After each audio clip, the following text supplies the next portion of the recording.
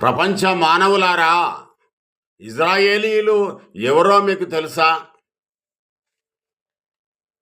135వ అధ్యాయంలో కీర్తనాకారుడైన దావీదు మాట్లాడుతూ ఉన్నాడు.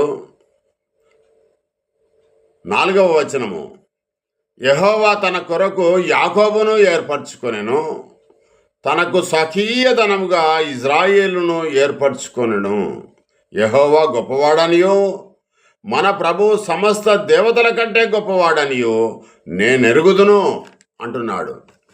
ఆ దావీదు మరి ఒక విషయం ఏం తెలియజేస్తా ఉన్నాడంటే, ఐగుప్తు దేశంలో ఉన్న ఫరో చక్రవర్తి యొద్ద నుండి ఆ యొక్క మోషే గారు ఇజ్రాయేళ్లను విడిపించి పాలు తేనెలు ప్రవహించే దేశంలోనికి దేవుని యొక్క కృప ద్వారా ఇజ్రాయేలీలు చేర్చబడ్డారు.